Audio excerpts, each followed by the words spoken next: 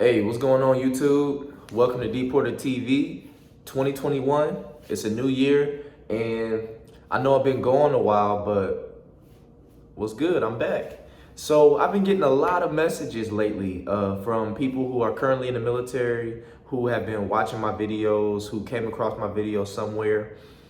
And I've been getting a lot of people who have been asking me how my transition from the military was. So I'll just go ahead and start off by saying my transition was actually pretty smooth because the leadership that was actually supposed to be over me was in Germany. And I was still in the States because my contract was coming up in May of last year. So I was actually, as everybody knows, I was facing the other than honorable discharge. And I was waiting to be seen by a judge for UCMJ action, which would be whether they're putting me out with a general discharge, other than honorable discharge, or something worse, dishonorable discharge. I wouldn't have been able to find any job anywhere. But honestly, I feel like the people around me were the right people who supported me in the right ways. And then there's another part to it where I had to study. And this is where the Soldier of the Month stuff came in handy, honestly, because when I was facing trouble, the only thing that really was able to help and protect me from receiving a other than honorable discharge or being seen by a judge for UCMJ was the Army regulations. Army regulations. If you can remember Army regulations, or if you can remember where you can find a certain Army regulation that states or protects a soldier in a certain situation or circumstance, then you will be able to protect yourself from receiving a dishonorable, other than honorable, or anything less than an honorable discharge. You can save yourself, bro. You can save yourself.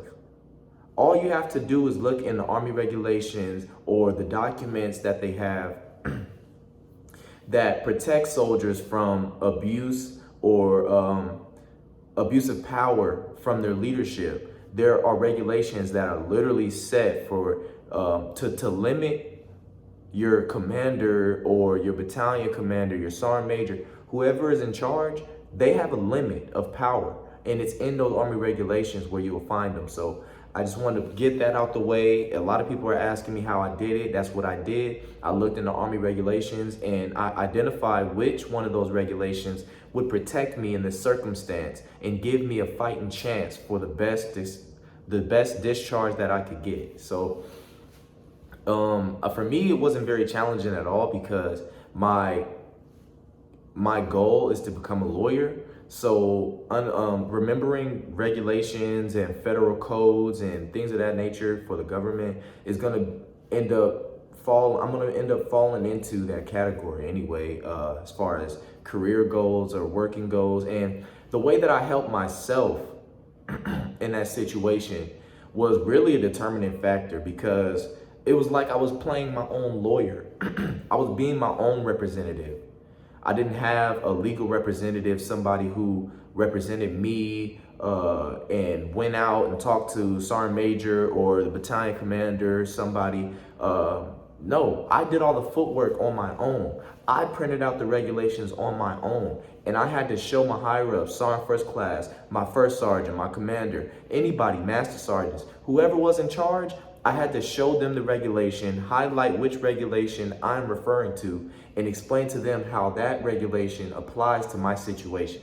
Now, to dig deeper into the situation, I'm not gonna make this video too long. I just wanted to update you guys on my situation. So now I'm in college. I'm using my GI Bill to go to Georgia State University. I stayed in Georgia because me and my wife, we got married last year, January 14th.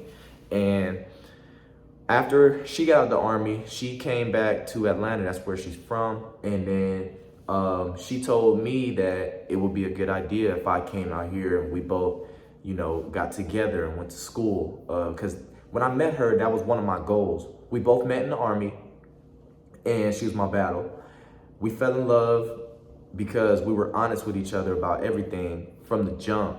I wasn't hiding any information that, might deter her from wanting to mess with me. I was being completely honest. I was being an upright man, which is, I feel, what brought me to the situation I'm in. So I live in a luxury apartment now in Atlanta, and I am going to school, Georgia State University, to become a paralegal and then a lawyer, an attorney, private attorney after that. I want to practice my own law. Well, not my own law, but practice law, my own business.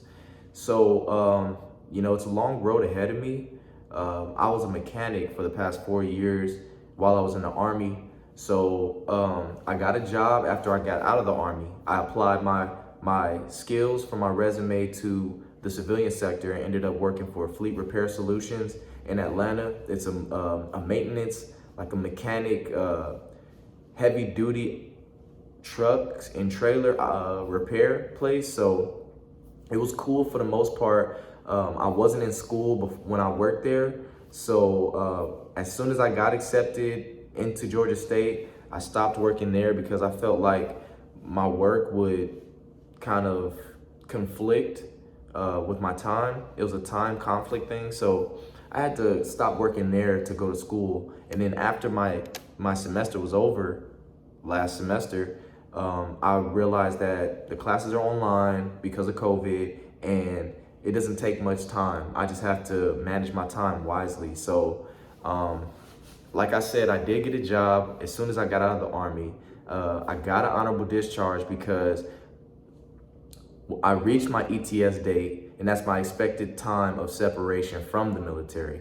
And if you reach that day, this is something that a lot of people might not know. If you reach your ETS date and you are pending a UCMJ or Article 15 or anything, the Army cannot, let me say this, the Army cannot keep you there longer than your ETS. They can't. They have to give you an honorable discharge and move you through. And that's exactly how my situation worked. They told me that they wouldn't allow me to leave early because I had about 60 leave days saved up. I tried to take leave so I could leave months prior to my ETS so that I could definitely be out the Army before I'm seen by UCMJ. But everything turned out perfectly. God was on my side. Like I said, everyone was making fun of me because I was saying, I'm here for a reason. And, I forgot what it was. It was military, popularmilitary.com said that I claimed I was a lucky sperm, which was incorrect. I was just stating that out of all of the sperm cells inside of my father, I was the one who made it out. And I was just saying that I'm here for a reason. There was a reason why I was the one, the champion, the one who made it out. So they took it out of context or whatever, but like I was saying, I got out of the situation for a reason. And I feel like I'm making this YouTube video here to help other people find, ways of protecting themselves.